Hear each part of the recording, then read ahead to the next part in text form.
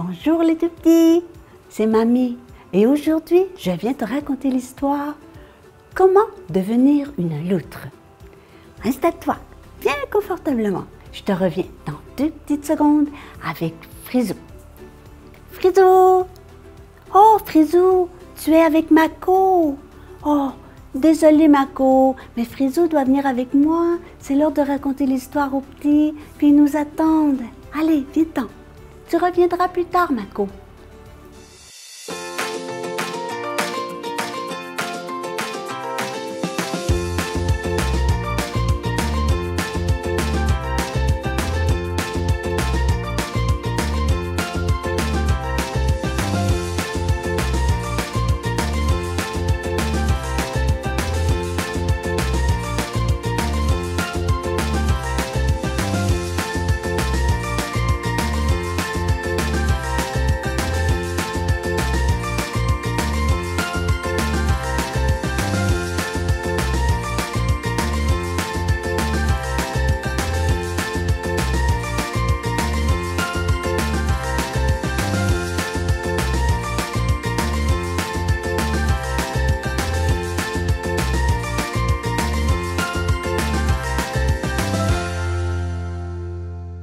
Dans un pays lointain, en Afrique, tu sais, l'Afrique, c'est le pays où il y a plein d'animaux sauvages. Il y a des éléphants, des girafes, des lions, des tigres et il y a aussi des loutres.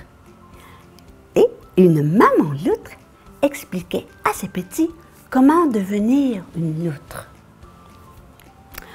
Avant tout, une jeune loutre doit savoir nager. Et bien nager. Assez bien pour attraper des poissons et échapper au danger. Vos pieds palmés, parce que tu sais les loutres, elles ont des pieds palmés. Tu sais, des pieds palmés, c'est des pieds qu'il y a de la peau entre les doigts. Il y a de la peau et ça les aide à nager parce que comme ça, ils déplacent plus d'eau en nageant. Tu sais, peut-être que même que si tu as déjà suivi des cours de natation, tu en as essayé des palmes pour les mains, pour nager plus vite. C'est comme ça qu'on appelle ça, des pattes palmées. Et les loutres, elles en ont. Et leurs pieds palmés et leur longue queue en forme de pagaie les aident à nager. Leur queue en forme de pagaie. Tu sais ce que c'est qu'une pagaie? Tu sais, peut-être que tu as déjà fait du kayak ou de la planche que tu tiens debout. Tu as un grand manche, un beau grand manche fait en bois et tu te déplaces avec ça. C'est une pagaie. C'est comme une rame. On appelle ça une pagaie. Et la forme de la queue des loutres est comme une pagaie. Et tout ça, leurs pattes palmées et leurs pagaies, ça les aide à nager. Il faut aussi bien prendre soin de votre fourrure. Elle est imperméable et vous tiendra au chaud quand vous nagerez dans les eaux glaciales. Apprenez à connaître les différents poissons, ceux qui sont excellents à déguster et ceux qui sont moins, ceux qui sont énormes et ceux qui sont minuscules. Il en existe même qui ressemblent à des serpents. Et d'autres ont des moustaches comme les chats. Ils ne sont pas tous faciles à attraper. Mais souvenez-vous surtout, il ne faut jamais manger de poissons morts qui flottent à la surface de l'eau. Ils pourraient vous rendre très malade et même peut-être vous empoisonner. La rivière, c'est comme votre maison. C'est là, sur les berges, que vous creuserez un terrier pour abriter votre famille. Les berges, tu sais, c'est le bord de l'eau.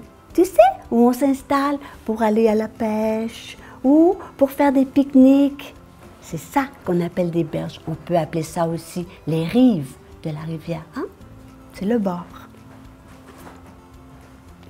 Alors, vous vivrez en communauté, comme une grande famille. Vous jouerez et chasserez ensemble et vous vous protégerez mutuellement. Les aînés veilleront sur les plus jeunes. Écoutez ce que disent les anciens, car ils connaissent bien la rivière. Ils la connaissent même très, très bien. Ils pourront vous apprendre des tas de choses sur la rivière. Et elle est aussi votre terrain de jeu.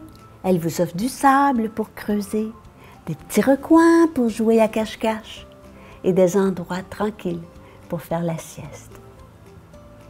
Apprenez à partager l'espace.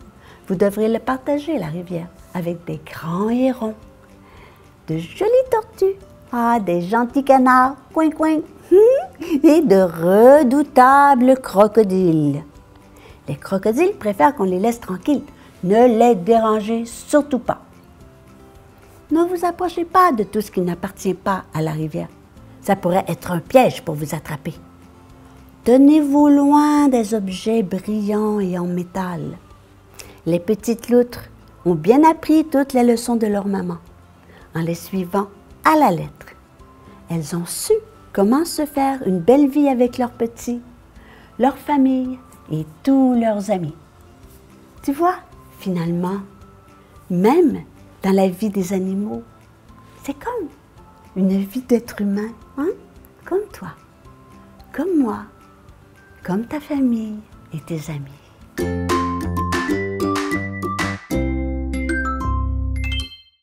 Toi, mon frisou, qui t'a montré à devenir un mouton?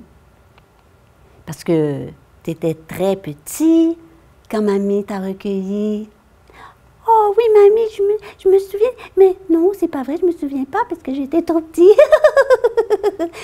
mais je sais, c'est toi qui m'as recueilli quand je suis née. J'étais tout petit. Oui, tu étais un petit agneau. Hein? Un petit mouton, on appelle ça un agneau. Et je t'ai recueilli. Et je t'ai nourri à la bouteille. Oui, mamie, toi, tu m'as appris à être comme un humain. Tu m'as appris à parler. Oui, tu es vraiment douée de parler comme ça. Vraiment. Oui, mamie, c'est grâce à toi. Mais maintenant, qui t'a montré à être un mouton? Mais tu sais, c'est mon ami, Mako. Tu sais, Mako, mamie, c'est mon ami. Mako, c'est mon ami, les enfants. Il m'a appris tout ce que je sais d'être mouton. Il m'a appris à parler en mouton. Et il m'a appris à sauter. Il m'a appris aussi à manger de l'herbe. Et il m'a appris aussi qu'il fallait que je fasse couper mon poil, ma laine. En fait, oui, parce que tu sais, un mouton, ça n'a pas de poil. Ça a de la laine. Et puis, il faut la faire couper. Et c'est ça, mamie. Il m'a tout appris ça. Il m'a appris aussi à faire attention aux renards et aux loups. Et puis aussi, quoi d'autre, mamie? Je sais pas, moi, je suis pas un mouton. Toi, c'est toi le mouton? Ouais, il m'a aussi appris à travailler avec des outils. Oui, et à me débrouiller toujours par moi-même. Et puis, c'est ça. C'est mon ami Mako. Tu vois, dans la vie, c'est important, les amis. Oui, absolument. Il faut en prendre soin. Il faut les aimer très, très fort. Comme je vous aime, mes petits amis, et comme j'aime ma mamie. Moi aussi, je t'aime, mon frisou. Allez, on dit au revoir aux enfants. Oui, au revoir les amis. Bye bye. Gros bisous.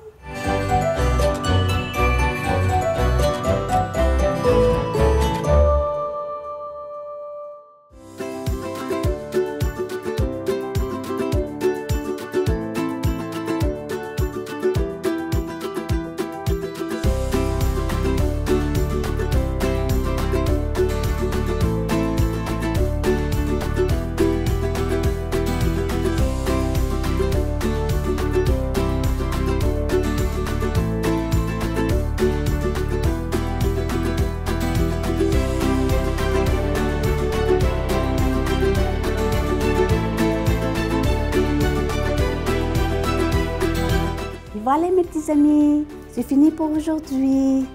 Mamie vous envoie des gros bisous.